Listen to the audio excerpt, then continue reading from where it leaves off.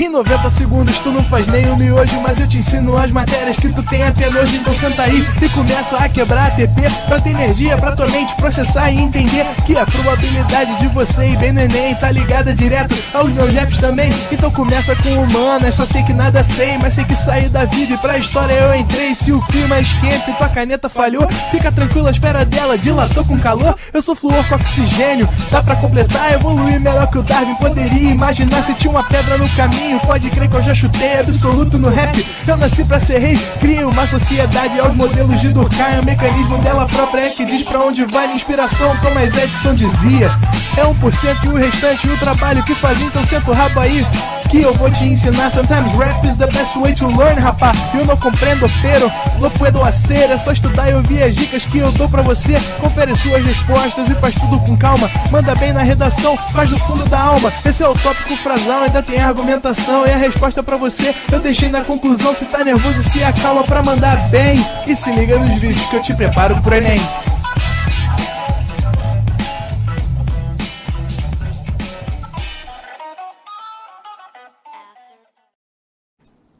Estamos no ar! Pró-lacradoras e pró-lacradores do meu coração, muito boa tarde, muito boa noite. Por aqui Diego Dias, é professor de literatura, e hoje é uma aula super especial porque a gente vai chegar ao fim do nosso conteúdo programático. Exatamente isso, estamos no módulo de número 32, que fala sobre intertextualidade. A gente vai conversar hoje sobre como os textos se relacionam, como os textos estão em diálogo o tempo todo na sua prova de linguagens e, claro, na literatura. Então sejam todos muito bem-vindos. A aula de hoje, como sempre, preparada com muito carinho pra gente mandar bem no Enem. Bora lá, vamos começar olhando para essa reta final. Chegamos ao fim. Hoje, dia 15 de outubro, dia dos professores, né? A gente chega ao fim do nosso conteúdo programático. Quanta coisa bacana, quanta coisa interessante a gente conversou, né? Vimos lá no início do ano os conceitos iniciais da literatura, perpassamos por todos os movimentos literários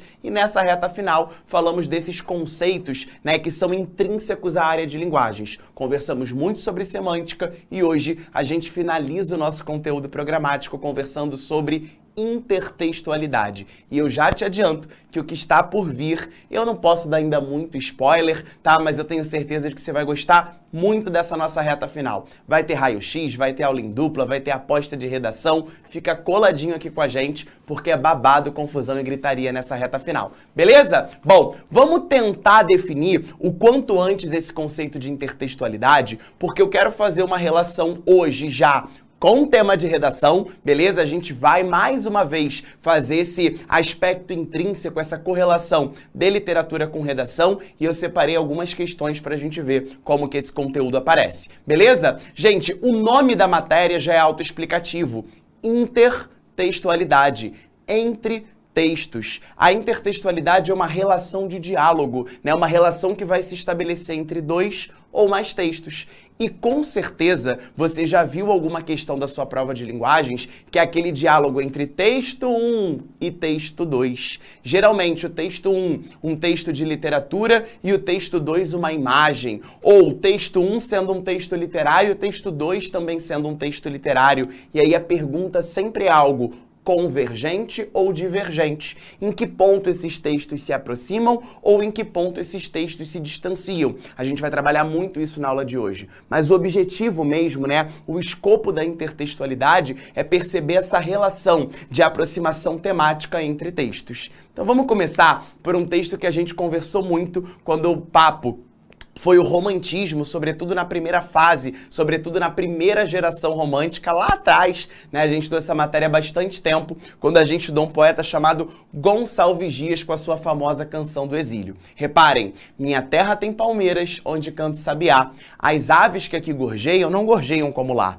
Aqui havia um contexto, né, de exaltação da natureza, exatamente porque o contexto histórico do romantismo no Brasil era exatamente o nosso processo de independência em relação a Portugal. Vale lembrar que a data da nossa independência em relação à independência política, né, em relação a Portugal, é de 1822. E o panorama do romantismo no Brasil começa a se estabelecer em 1836. Poucos anos depois, né, de 1822 a 1836, a gente percebe aí um hiato temporal muito curtinho, uma diferença temporal muito curtinha. E qual era o objetivo dessa literatura romântica de primeira geração? Era definir, era conceituar, era delimitar, delinear o próprio conceito de brasilidade, né? Somos uma nação independente, beleza. Então, o que é ser brasileiro? Então, esses primeiros, né, poetas românticos, e aqui entra, né, a participação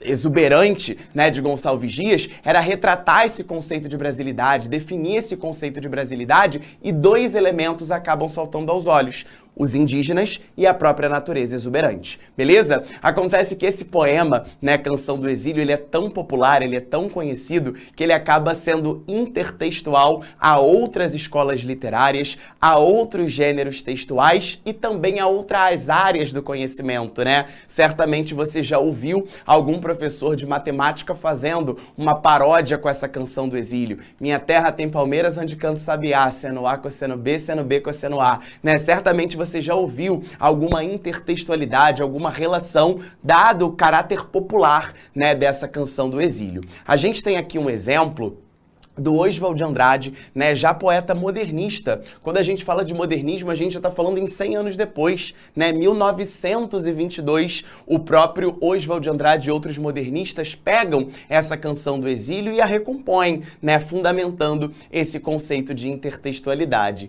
Minha terra tem palmares, onde gorjeia o mar. Os passarinhos daqui não cantam, quase que não sai como os de lá. Então a gente percebe uma relação, né, completa de intertextualidade, completa de diálogo entre esses textos. E como eu disse, isso aqui não vai se estabelecer somente na literatura. Em outros gêneros textuais é comum, né, que haja esse intertexto. Olha aqui essa história em quadrinho que eu me amarro. Vou até chegar um pouquinho perto, que ficou muito pequenininho.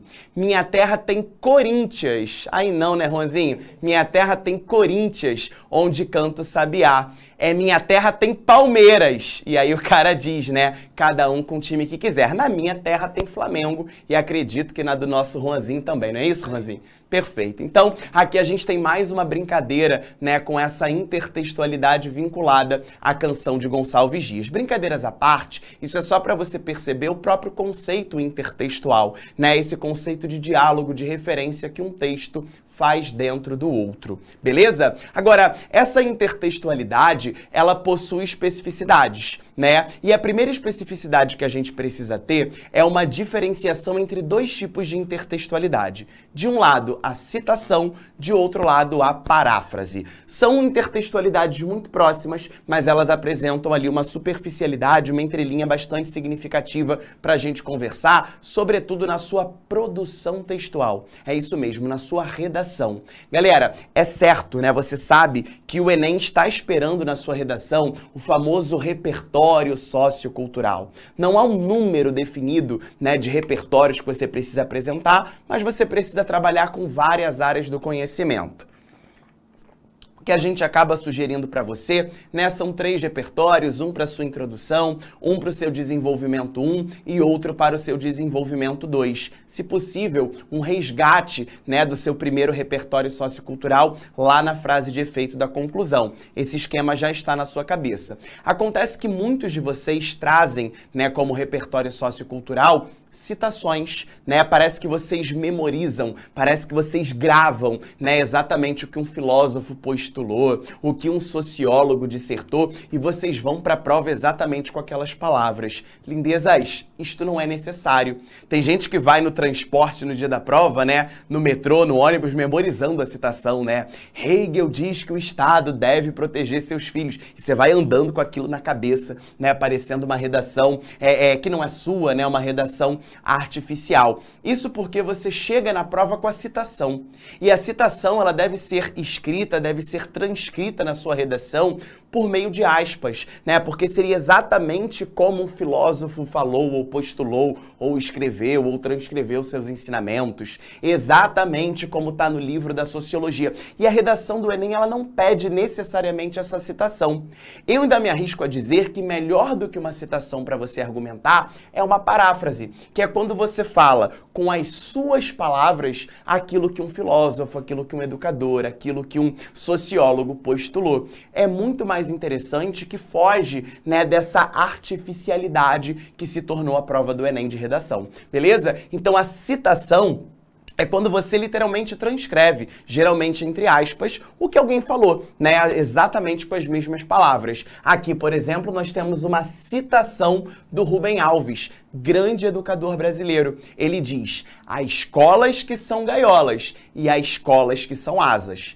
Então, quando você, né, em qualquer tema de redação, vai criticar a lacuna educacional, né, exatamente uma falha no âmbito da educação, você não precisa ir para o seu local de prova daqui a 2 semanas, né, lá no metrô, no trem, no ônibus, decorando o que o Rubem Alves falou. Há escolas que são gaiolas e há escolas que são asas. Até porque isso, se não for trabalhado de forma produtiva na sua redação, não adianta de nada. O intertexto que você precisa fazer, a intertextualidade com esse repertório sociocultural é o quê? Eu pego essa citação do Rubem Alves, eu entendo essa citação do Rubem Alves e eu torno essa citação produtiva para o meu texto, tornando essa citação uma paráfrase, que é quando eu vou transcrever o que o Rubem Alves falou? Não necessariamente, mas eu vou mostrar esse postulado, mostrar esse estudo do Rubem Alves, mostrar essa premissa do educador Rubem Alves com as minhas próprias palavras, tornando, né, esse texto menos artificial e o mais articulado possível com o projeto de texto. É o que a gente conversou ao longo do ano em literatura. Quantas vezes eu não te ofertei um livro, uma escola literária como repertório sociocultural para sua redação? E você não precisa transcrever as palavras da Clarice Lispector, as palavras da Cecília Meirelles, as palavras do Guimarães Rosa, do Jorge Amado, entre outros. Você precisa parafraseá-los, mostrar que você entendeu aquilo que foi postulado, aquilo que foi escrito, aquilo que foi refletido e principalmente articulado ao texto. Então vamos com calma. Dentro de intertextualidade, há duas perspectivas, a perspectiva da citação e a perspectiva da paráfrase. O que é uma citação? É uma transcrição literal da fala, do estudo, do pensamento de alguém. Já uma paráfrase é quando você usa as suas próprias palavras para transcrever isso no texto, para ilustrar no texto algo que alguém, algum repertório, alguma autoridade no assunto falou, mas com as suas próprias palavras, o que soa algo muito mais dinâmico e relacionado ao projeto de texto, fazendo com que o seu repertório seja de fato legitimado, produtivo, pertinente e, sobretudo, articulado ao tema de redação, beleza? E eu acho essa citação do Rubem Alves muito produtiva. Há escolas que são gaiolas e há escolas que são asas. Como é que eu vou usar isso na minha redação? Eu vou partir do princípio que o meu argumento, a minha fonte de crítica é a lacuna educacional, ou seja, a estrutura escolar brasileira, ela é muito engessada, ela é muito conteudista, não é verdade? Ela vai priorizar assuntos técnicos como português, química, redação, matemática, física, biologia, história, geografia, e ela vai, olha que palavra legal, secundarizar dinâmicas lúdicas, propostas de debate que formam não só o aluno que vai passar no vestibular, não só o aluno que vai tirar 10 na prova, mas aquele aluno que estará capacitado enquanto cidadão. Em outras palavras, o Rubem Alves vai chamar essa escola mais técnica, essa escola mais conteudista de escola gaiola. E aquela escola que realmente trabalha no aluno a sua cidadania, trabalha o espírito, exatamente de empatia, desenvolve as habilidades socioemocionais dos alunos, seria essa escola asa. Com essa citação, a gente consegue chegar na prova com esse repertório, entre aspas, coringa, fazendo uma paráfrase produtiva e potencializando o rumo da minha argumentação. Vamos a um exemplo? Olha só o que eu separei para vocês. Eu trouxe um parágrafo belíssimo de uma redação nota 1000 do Enem de 2022. Só para lembrar você, o tema de 2022 foi Desafios para a valorização de comunidades e povos tradicionais no Brasil. Esse é o terceiro parágrafo da redação, ou seja, o desenvolvimento de número 2. Introdução, primeiro parágrafo, desenvolvimento 1, segundo parágrafo, D2, desenvolvimento 2, terceiro parágrafo da redação, que usou exatamente essa paráfrase de Rubem Alves, de escola asa e de escola gaiola, para chegar à nota 1000 com essa argumentação exemplar. Vejam que esse candidato não precisou memorizar a citação. Há escolas que são gaiolas e há escolas que são asas. Isso ficaria muito engessado no projeto de texto. Mas ele fez uma paráfrase enquanto repertório sociocultural e chegou à nota 1000. Vejamos. Terceiro parágrafo da redação.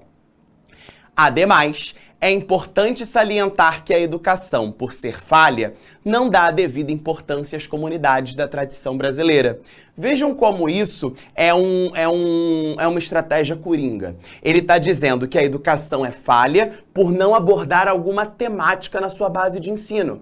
Então pega aí um tema qualquer. Vamos colocar aqui uma aposta, mudanças climáticas. Então eu posso dizer que a escola, ela trabalha esse lado mais técnico de mudanças climáticas lá na aula de biologia, lá na aula de geografia.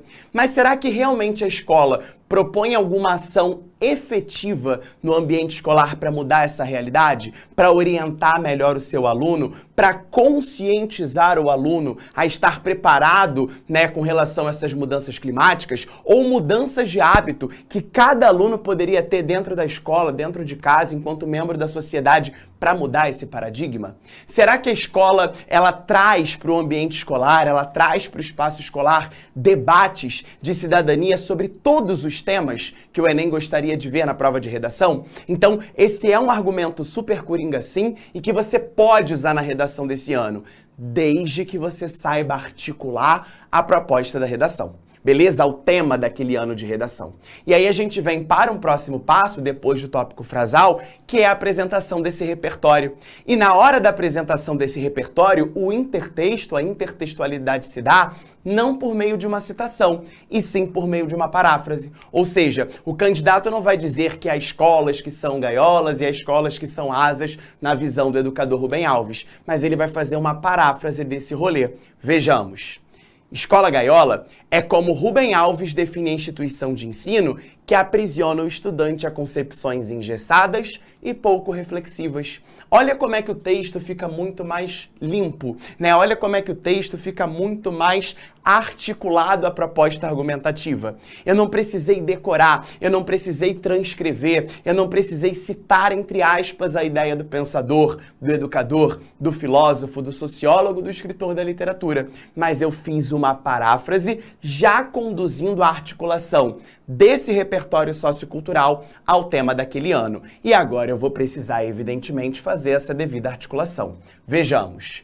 Nessa perspectiva, o educador, olha já o resgate aqui do repertório para que ele seja produtivo, consegue definir com propriedade o sistema educacional do país, o qual, por priorizar a aplicação de conteúdos técnicos e de provas, não desenvolve em crianças e em adolescentes a percepção da relevância real que os povos tradicionais têm para a cultura.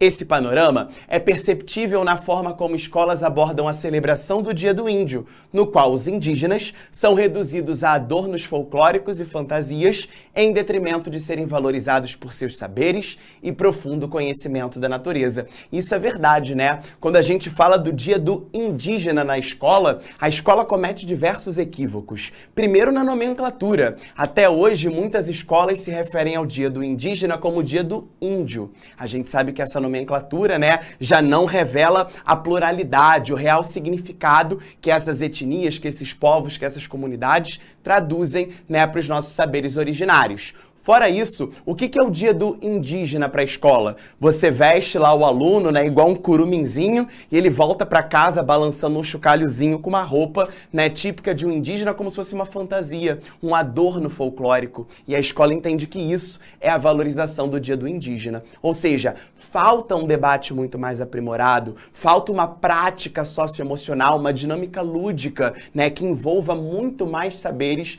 do que apenas um adorno folclórico. Isso pode ser usado na sua redação desse ano, desde que você consiga estruturar essa articulação com o tema, beleza? Eu posso mostrar que a escola é engessada, é técnica, é pouco reflexiva, e isso impede, né, que posturas de cidadania sejam desenvolvidas por meio do espaço escolar. Beleza? E aí tem aquele fechamento da ideia para não deixar nenhuma lacuna argumentativa aberta. Reparem, assim, ao terem como base de conhecimento uma abordagem superficial e restrita acerca dessa classe social, são formados adultos que não a valorizam e que pode até mesmo causar o apagamento cultural dela. Então a ideia, né, é justamente você pegar a base desse parágrafo, se inspirar nessa paráfrase dentro do intertexto e criar o seu próprio modelinho para você arrasar nessa redação de daqui a 2 semanas. Beleza? Então essa é a grande diferença entre uma citação e uma paráfrase. Na citação, eu vou transcrever, entre aspas, exatamente o que alguém disse, o que alguém refletiu, o que alguém postulou. Já a paráfrase, ela é muito mais bem-vinda, ela é muito mais bem vista na redação, porque você já faz uma articulação pertinente daquilo que alguém postulou, daquilo que alguém falou, daquilo que alguém escreveu e a própria articulação com a temática do ano. Beleza? E um terceiro e último tipo de intertexto se dá por meio da paródia. Essa é muito mais divertida porque a paródia é uma desconstrução irônica, né, de um texto original. O melhor exemplo de paródia que a gente tem é a comparação entre 2 filmes. Um filme que é uma tentativa de filme de terror, e eu chamo de tentativa porque realmente é um filme xoxo, manco, né, sem graça, né, que é o filme Pânico, e um filme muito melhor, muito mais brabo, muito mais divertido, que é o filme Todo Mundo em Pânico. Reparem que, inclusive, Todo Mundo em Pânico faz muito mais sucesso que o filme Pânico. Então, o filme Pânico é o texto original, né, é o texto 01, digamos assim, e o Todo Mundo em Pânico é uma paródia desse filme. É um intertexto desse filme, mas claro, não por meio de uma citação ou de uma paráfrase, e sim por meio de uma paródia, porque nós temos a desconstrução do sentido original desse texto, beleza? Isso é uma paródia, é uma desconstrução irônica do sentido original de um texto base, beleza? Há uma marca de hortifruti, inclusive chamada Hortifruti, que faz diversas paródias, né, de nomes de filmes com os próprios produtos que eles vendem. Isso já foi uma questão do Enem. Então trouxe alguns exemplos aqui para vocês, né, para a gente perceber outros tipos de paródia. Dois Milhos de Francisco, Chuchurek, Batatas do Caribe, Horta de Elite, né, fazendo claras referências, né, a filmes nacionais e internacionais que acabam sendo parodiados por meio dessas campanhas publicitárias que têm por objetivo chamar a atenção do público-alvo. Há outras, Pepino Maluquinho, O Rei Melão, Kiwi Bill, né, Kung Fu Manga, né, mostrando aí exatamente essas campanhas publicitárias extremamente criativas que partem dessa paródia do próprio nome do produto alimentício, do nome do produto do hortifruti, fazendo aí uma paródia com diversos filmes. Beleza? Tarsila do Amaral, quando pintou a Abaporu, acredito que nem ela esperava ser tão parodiado. Eu acho que é o quadro mais parodiado que a gente tem. Inclusive, certamente você na escola, aposto que você fez essa atividade, né? A sua tia de artes, a sua professora de artes, a tia Aline, a tia Jaqueline, a tia Márcia, né? Elas trouxeram o quadro Abaporu em preto e branco e você criou uma paródia desse quadro, aposto, que você teve que recriar, reinventar, né, o quadro Abaporu, fazer uma releitura desse quadro Abaporu. Aqui a gente tem uma versão meio que Romero Brito, né, do pop art, aqui já mais uma versão street, uma versão mais moderna do Abaporu, né? Isso para ilustrar mais uma vez de que a paródia ela vai desconstruir o sentido original de um texto, né? Aqui a gente tem o Abaporu já numa era mais tecnológica, a própria Havaianas, né? A marca Havaianas fazendo uma associação também de paródia com esse quadro da Tarsila do Amaral, para comprovar que essa paródia vai ser a desconstrução. A palavra é essa, né? A desconstrução do sentido original de um texto. Então, o que a gente precisa levar de fato para o dia da nossa prova? A intertextualidade, o intertexto é a relação de diálogo, é essa relação que vai se estabelecer de diálogo entre textos, beleza? É uma relação entre textos, seja temática, seja no aspecto lexical, seja no aspecto visual, enfim, há uma relação entre textos. E essa paródia, ela pode ser um tipo de intertextualidade, já te adianto que é a mais cobrada na prova de linguagens. Lembrando que há 3 tipos, né, de intertextualidade. Vimos a citação, a paródia e a paráfrase. Então, organiza aí no seu mapa mental direitinho que a citação é a transcrição, geralmente entre aspas, do que alguém já falou, do que alguém postulou, do que alguém refletiu. A paráfrase é a manutenção de uma ideia central, mas com a sua própria escrita, com as suas próprias palavras. Geralmente uma ferramenta que potencializa o seu repertório sociocultural na prova de redação. E a paródia, por fim, vai ser a desconstrução irônica do sentido original de um texto. Beleza? Vamos então para o mapa mental da aula de hoje para a gente organizar essas informações para partir para a bateria de exercício. Vamos lá, meu diretor, vamos rapidamente aqui ao quadro. A gente coloca intertextualidade, que é o assunto, aí no meio da sua folha.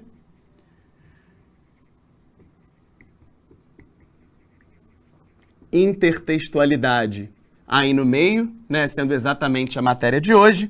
Vou deixar meu biscoitinho aqui como sempre, @prof.diegodias, para você me mandar o seu mapa mental ao final da aula de hoje. E a gente estabelece, então, essa intertextualidade sendo um diálogo,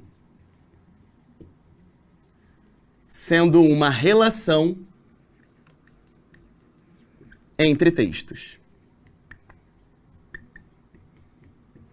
Beleza? Então, essa vai ser a definição de intertextualidade, um diálogo, uma relação entre textos. E dentro dessa intertextualidade, nós vimos hoje os 3 principais tipos: citação,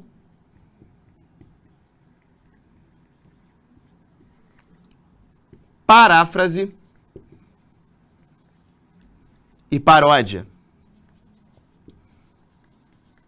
Então vamos lá. Citação, a gente pode dizer que é uma transcrição. Transcrição, geralmente entre aspas.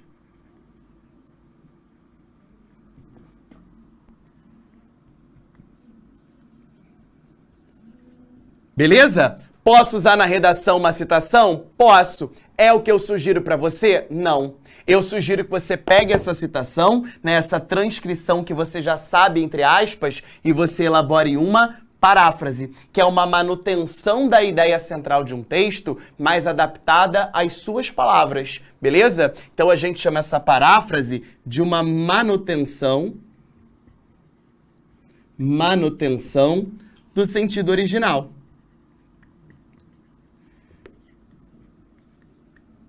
É aquela velha história, né? Copia, mas não faz igual. O copia é a citação, beleza? É a transcrição. Copiei, colei. Isso é uma citação. Já a paráfrase é essa manutenção do sentido original, porém adaptado ao meu discurso. Eu consigo fazer adaptações a esse sentido original de um texto. E é a minha sugestão para sua Red 1000. Vou botar aqui do lado para você lembrar de fazer uma paráfrase na sua redação nota 1000 do Enem. E aí a gente conversou, né, sobre a citação do Rubem Alves, que você pode fazer uma paráfrase da Escola Ásia e da Escola da Gaiola, mas você pode fazer isso com qualquer repertório, tá? Você pode pegar aquele filósofo que você utiliza, aquele sociólogo que você utiliza, aquele ativista que você utiliza, né, e fazer exatamente uma paráfrase daquele conceito. Muitas vezes você vai com a citação pronta da Hannah Arendt, né, de Banalidade do Mal, mas você pode fazer uma paráfrase. Você pode pegar o conceito de banalidade do mal da Hannah Arendt e mostrar que é uma normalização, né? Uma banalidade seria exatamente você pegar um percalço social, um problema social e normalizá-lo, né? Isso você faz uma paráfrase que é show de bola para o seu 1000 na redação. Tá legal? Já a paródia, você coloca aí no seu mapa mental, que é a desconstrução. Desconstrução do sentido original de um texto. Beleza? E assim a gente fica com um resuminho dessas informações da aula de hoje. Coloca aí para mim que a intertextualidade é esse diálogo, é essa relação entre textos e ela pode ser perceptível dentro dessas três instâncias. Citação, uma transcrição, geralmente entre aspas, uma manutenção, né, exatamente daquilo que foi dito, postulado ou escrito por alguém. A paráfrase, eu faço uma manutenção do sentido original, mas eu tenho uma adaptação às minhas palavras, beleza? É o copia, mas não faz igual. E a paródia é a desconstrução do sentido original de um texto, geralmente como recurso estilístico, com efeito cômico, como efeito de humor. Beleza? Então vou chegar pra cá para você tirar o seu printzão e eu tô esperando lá no Instagram, @prof.diegodias, o seu mapa mental pra gente conversar sobre ele. Beleza, beleza? Então, esse é o conteúdo técnico da aula de hoje. Vamos partir para a nossa listinha básica de exercícios. Como eu sempre peço a vocês, a gente sempre vai começar pelo enunciado da questão, tá? E como são questões de intertextualidade, naturalmente a gente vai ver essa recorrência, ó. Texto 1 dialogando com texto 2. Show de bola? Vamos ver aqui o que pede a questão de número 1. Vejamos. Ao situar a composição no panorama cultural brasileiro, o texto 2 destaca o ou a. Então, o que essa questão quer? É uma questão que vai falar de panorama cultural e ele está pedindo para a gente verificar o que de informação adicional traz o texto 2 em relação ao texto 1. Agora sim a gente vai para os textos. Vamos ver o primeiro. É um trecho da canção Águas de Março, do Tom Jobim, que diz o seguinte: é pau, é pedra, é o fim do caminho. É um resto de toco, é um pouco sozinho.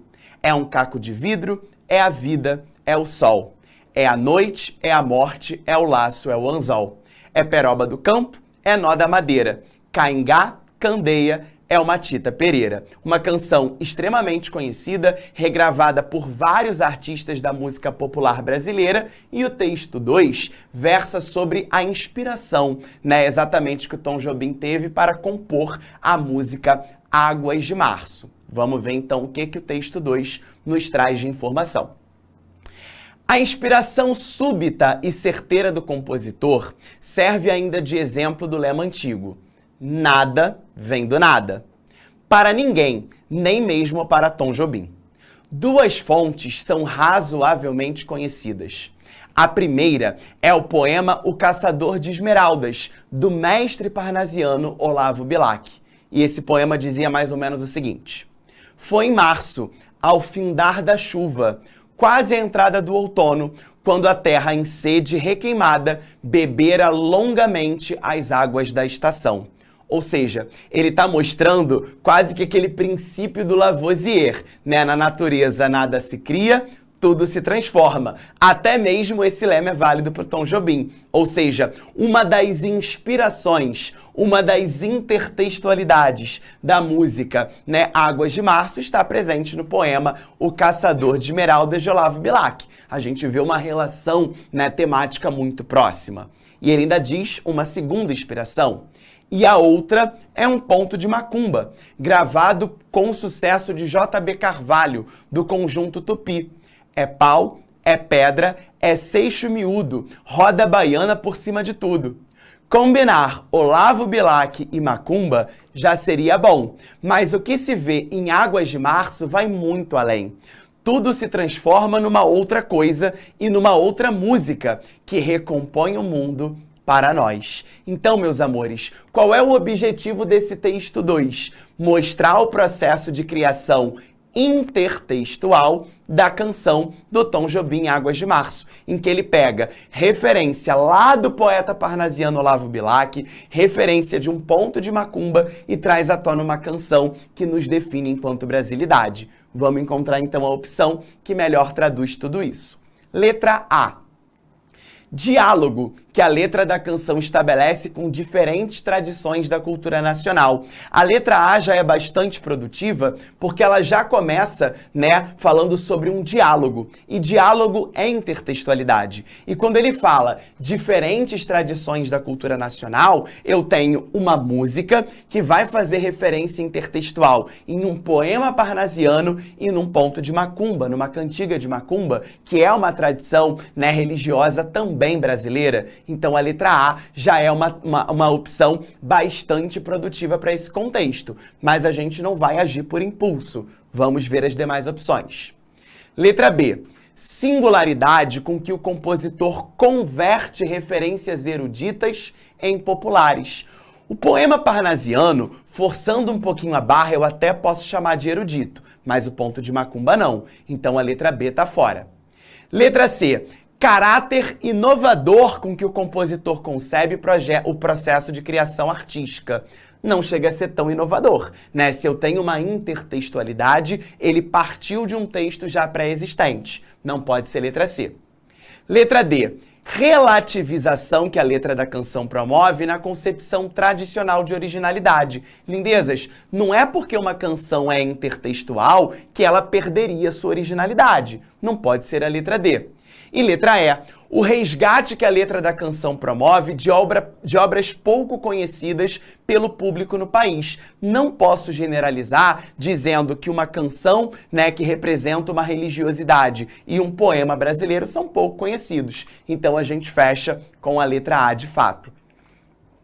O diálogo nessa intertextualidade que a letra da canção estabelece com diferentes tradições da cultura nacional. Quais seriam essas diferentes tradições? O poeta parnasiano, o poema parnasiano e a letra inspirada também numa canção de macumba. Beleza? Portanto, letra A é o nosso gabarito para a questão 1. Já vamos para a questão de número 2, que é muito parecida. Reparem a estrutura.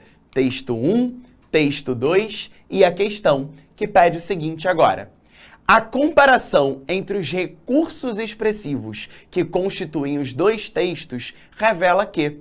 Então, é mais uma questão de comparação, de intertextualidade entre texto 1 e texto 2. Vamos ao texto 1, que também, né, parte de um poema de Carlos Drummond de Andrade, No Meio do Caminho. Um poeta muito simbólico da segunda fase do modernismo no Brasil, num poema extremamente conhecido. Certamente você vai lembrar da nossa aula de segunda fase do modernismo no Brasil. No meio do caminho tinha uma pedra. Tinha uma pedra no meio do caminho. Tinha uma pedra no meio do caminho. Tinha uma pedra. A ideia, né, dessa repetição da pedra É um problema social. E essa segunda fase do modernismo no Brasil, ela é repleta de problemas sociais, né? Quando a gente volta lá no campo de 1930 a 1945, o próprio problema social, né, era o contexto em que a gente estava inserido. O mundo vivia os horrores, né, da Segunda Guerra Mundial. E dentro do Brasil, a gente vivia o Estado Novo de Vargas, né? Então, realmente havia muita pedra no meio do caminho, né? E aí a gente tem ali o uso exatamente da coloquialidade, né? Tinha uma pedra para mostrar que esses problemas eram muito triviais, muito cotidianos na vida dos brasileiros. Vamos ao texto 2. Eu até vou pegar aqui meu celular, porque aqui a história em quadrinho ficou muito pequenininha a letra, para ler melhor para vocês, né? A gente vê o Garfield, né, como um gato muito curioso. Quem tem gato em casa sabe o quanto que eles se metem nos mais diversos buracos que a sua casa tem. Você não pode abrir uma mala que o gato quer entrar dentro da mala, você não pode levar uma caixa para casa que o gato quer entrar dentro da caixa, né? Ele tá brincando com a cortina e ele acaba se enrolando na cortina. E ele diz o seguinte: aposto que vou ficar aqui até sábado. Que azar! Aqui estou eu enrolado numa cortina. E aí ele faz a intertextualidade. Tinha uma cortina no caminho tinha uma cortina. Nunca me esquecerei deste acontecimento. Tinha uma cortina no meio do caminho. Opa! Isto dá samba. Então a gente percebe, né, que ele passou por um problema e para ilustrar esse problema ele faz uma intertextualidade com um poema no meio do caminho de Carlos Drummond de Andrade. Bora para a questão. A comparação entre os recursos expressivos que constituem os dois textos revela que, letra A, o texto 1 perde suas características de gênero poético ao ser vulgarizado por histórias em quadrinho. A letra A tá muito conservadora, né? Você falar que um gênero poético foi vulgarizado numa história em quadrinho não faz sentido, esquece a letra A.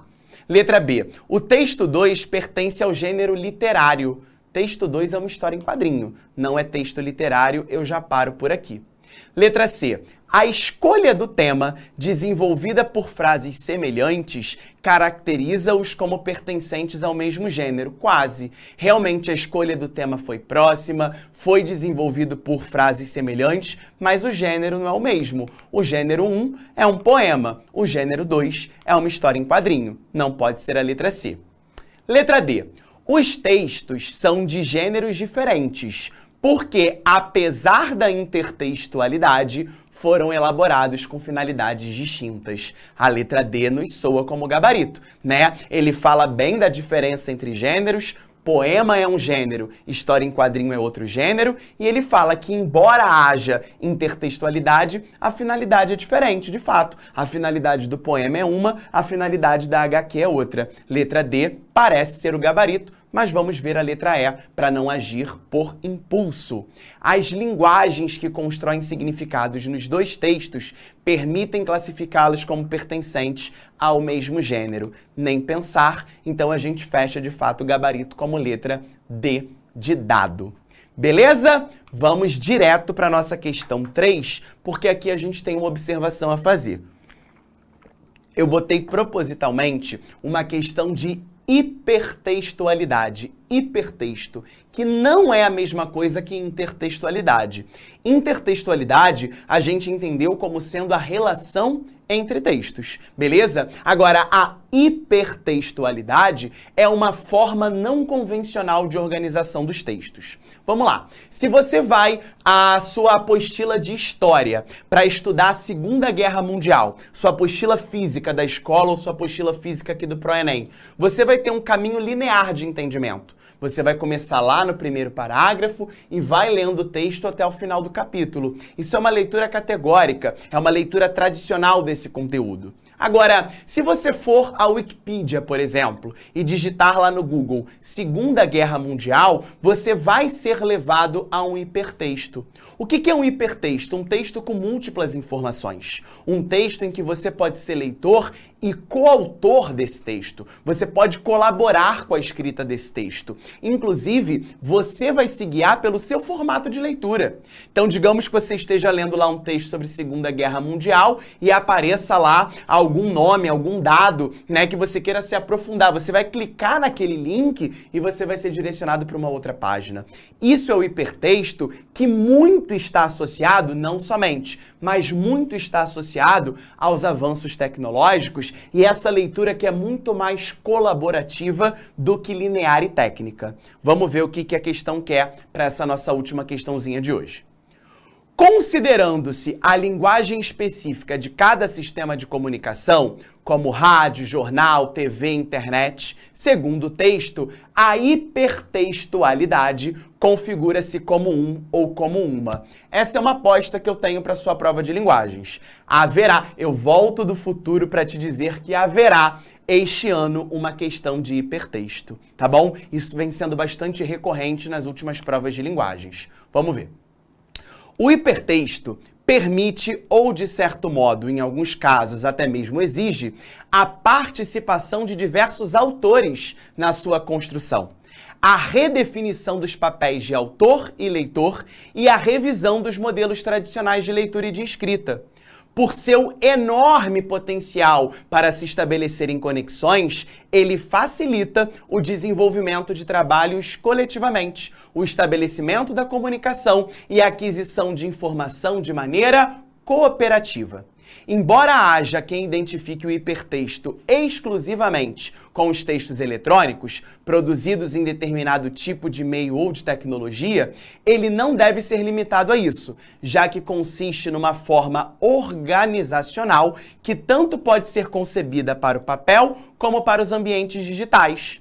É claro que o texto virtual permite concretizar certos aspectos que no papel são praticamente inviáveis. A conexão imediata, a comparação de trechos de textos na mesma tela, o mergulho nos diversos aprofundamentos de um tema, como se o texto tivesse camadas, dimensões ou planos. Então, acaba embasando mais tecnicamente essa informação de hipertexto que eu havia pré-concebido a vocês. Vamos ver, então, a melhor opção para organizar essa definição de hipertexto. Letra A, elemento originário dos textos eletrônicos. Letra B, conexão imediata e reduzida ao texto digital. Letra C, novo modo de leitura e de organização da escrita. Letra D, estratégia de manutenção do papel do leitor com perfil definido. Ou letra E, modelo de leitura baseado nas informações da superfície do texto. Não é somente de texto eletrônico, então a gente tira a letra A.